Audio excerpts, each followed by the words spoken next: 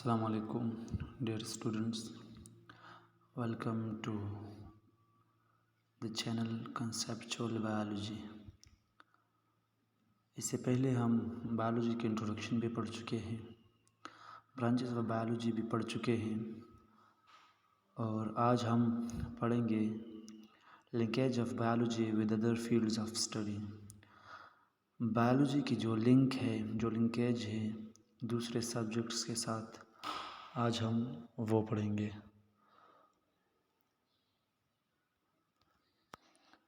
तो जो दूसरे सब्जेक्ट के साथ लिंकेज है आज हम वो पढ़ते हैं। तो ये तो हम ऑलरेडी पता है, हमको पता है कि जो इनसाइड द लिविंग ऑर्गेनिजम्स जो फंक्शंस होते हैं, जो केमिकल रिएक्शंस होते हैं, जो किसी बीमारी की तशख़ीस हम करते हैं, इसके साथ साथ जो डिस्ट्रीब्यूशन होती है ऑर्गेनिजम्स की, जो इकनॉमिक वैल्यू उसकी होती है, तो ये हम पढ़ते हैं। जब इसी चीज़ों को हम कंपेयर करते हैं बायोलॉजी के साथ, तो फिर ये हमारे पास क्या बन जाता है, ये हमारे पास एक लिंकेज बन जाता है। सही है। तो ये जो लिंकेजेस होते हैं, ये डिफरेंट किस्म के लिंकेजेस होते हैं। उसमें हमारे पास जो फर्स्ट वन है वो है बायोफिज़िक्स। बायोफिज़िक्स क्या है? ये एक interdisciplinary study of understanding biological phenomena and problem using the principle and techniques of physics used in physiology, bioenergetics, neurosciences, pharmacology, etc. For example, photosynthesis follow the laws of physics during the absorption of light. Biophysics में हम क्या पढ़ते हैं? Biophysics में हम physics के वो rules पढ़ते हैं, फिज़िक्स के वो प्रिंसिपल्स पढ़ते हैं जो कि हम इस्तेमाल करते हैं किस चीज़ में, डिफरेंट फंक्शंस में। जिस तरह के हमारे पास क्या है, फोटोसिंथेसिस में लॉ ऑफ फिज़िक्स जो कि लॉ ऑफ थर्मोडायनामिक्स भी हम उसको कहते हैं। जो फिज़िक्स की वो कानून जिसको हम लॉ ऑफ थर्मोडायनामिक्स कहते हैं, वो फोटोसिंथेसिस में अप्लाई होती है। इस तरह के हमारे पास क्या है, बायो एनर्जेटिक्स में, न्यूरोसाइंसिस में हमारे पास हम क्या यूज़ करते हैं, माइक्रोस्कोप हम यूज़ करते हैं। तो ये क्या है, ये भी फिज़िक्स की ही इजाद है ना, जिसके फार्माकोलॉजी में हम यूज़ करते हैं। और इसके साथ साथ और भी जो फंक्शंस होते हैं फिज़िक्स के, जो कि ये आप देख सकते हैं हमारे पास ये क्या है, ये देखो ये एक डीएनए है। इसको फाइंड करने के लिए हम क्या इस्तेमाल करते हैं, ये मॉलिक्यूलर मैकेनिज़्म है जो कि ह्यूमन डिजीज़ को हम क्या करते हैं, फाइंड आउट करते हैं।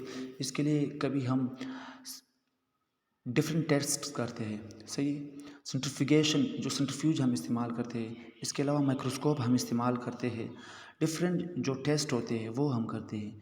तो ये हमारे पास क्या है, ये हमारे पास बायोफिज़िक्स में आते हैं। इसके बाद हमारे पास है बायोकेमिस्ट्री। बायोकेमिस्ट्री ये क्या है, concern with chemical substances and process that occur in organism. It involve the structural analysis of the organic compound. Biochemistry में हम क्या पढ़ते हैं, जो कि ह्यूमन बॉडी के अंदर जो केमिकल प्रोसेसेस होते हैं, केमिकल सब्सटेंसेस होते हैं, वो ह्यूमन के अंदर या किसी लिविंग ऑर्गेनिज्म के अंदर, उसको जब हम स्टडी करते हैं तो उसको हम बायोकेमिस्ट्री कहते हैं। इसमें हमारे पास क्या है, इसमें structural analysis of organic compounds ये भी इन्वॉल्व है। ये आप देख सकते हैं बायोकेमिस्ट्री में वो क्या करते हैं, जो किसी सेल की क्या कहते हैं, सिंथेसिस करता है। ऑर्गेनिक कंपाउंड जो किसी सेल के किसी फंक्शन की सिंथेसिस करता है या किसी मॉलिक्यूल की सिंथेसिस करता है किसी रिएक्शन के दौरान। अब हमारे पास क्या है, ये एक क्या है, ये सिट्रिक एसिड साइकिल है। सही है। ये देखो ये क्या है, ये फोटोसिंथेसिस और रेस्पिरेशन के दौरान जो हमारे पास क्या होती है, जो रिएक्शंस होते हैं, उसको जब हम स्टडी करते हैं तो इसको हम बायोकेमिस्ट्री में स्टडी करते हैं। ये देखो ये एक साइकिल है। सही है, पूरा एक साइकिल है।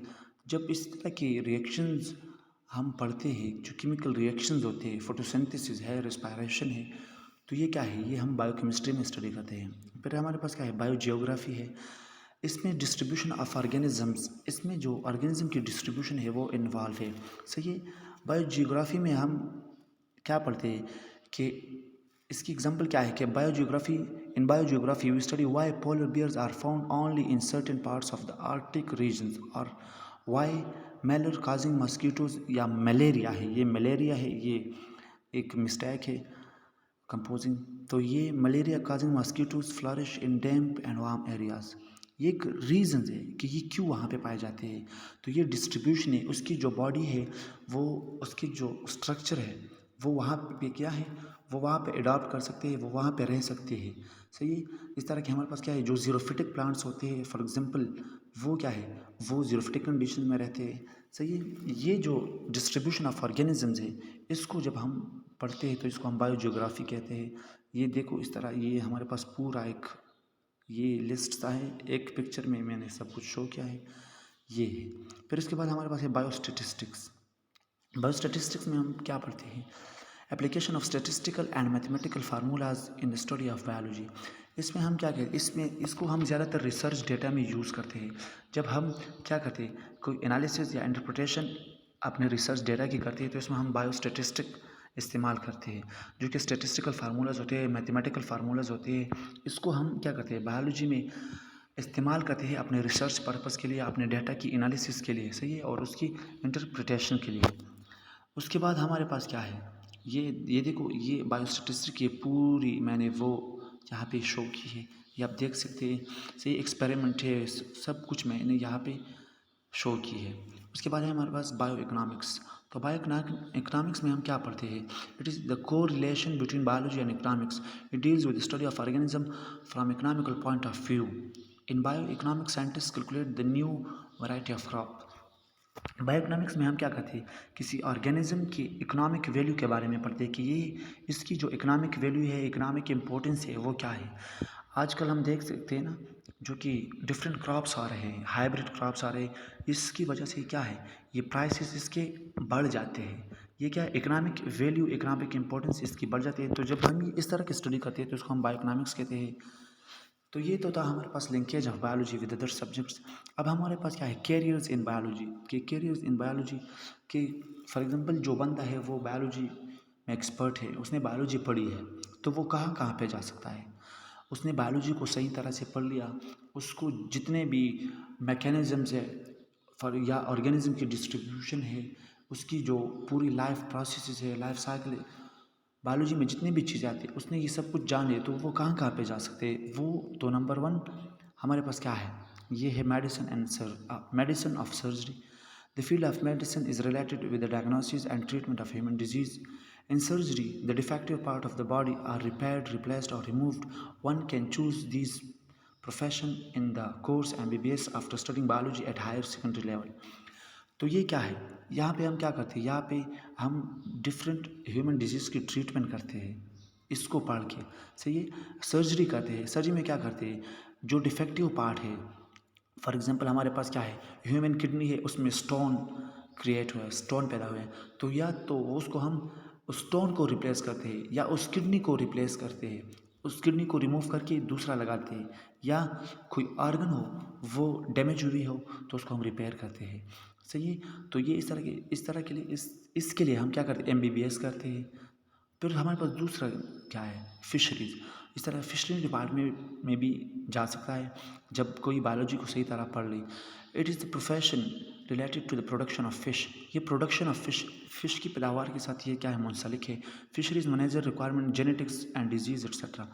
ये क्या है, एक बंदा फिशरीज में जाता है तो वो एक्सपर्ट होगा किस चीज़ में, जेनेटिक्स में, जो कि वेरिएशन है और हेरिडिटी है, उसमें एक्सपर्ट हो किस चीज़ की, फ़िश की। सही है। टू रेज फिश प्रोडक्शन, ये क्या है, ये जेनेटिकली मॉडिफाइड करेंगे कि क्या करें उसको, कि उस फिश प्रोडक्शन को क्या करें, राइज करें। One can adopt this career after completing a bachelor और मास्टर डिग्री इन जोलॉजी। ये इसमें बंदा जाता है कब, जब वो अपनी मास्टर की डिग्री जोलॉजी में कंप्लीट करे। जोलॉजी हम एनिमल के साइंसेस को कहते हैं, एनिमल के स्टडी को, ये मैं ऑलरेडी आपको बता चुका हूँ। फिर हमारे पास क्या है, एग्रीकल्चर है। तो एग्रीकल्चर में भी बंदा जा सकता है।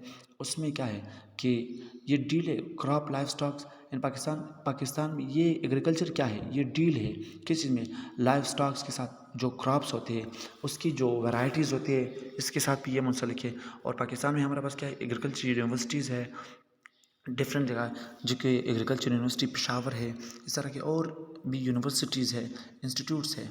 तो इस तरह जब एक बंदा बायोलॉजी में एक्सपर्ट हो तो वो इस तरह इस फील्ड को क्या करते हैं, अपने लिए सेलेक्ट कर सकता है।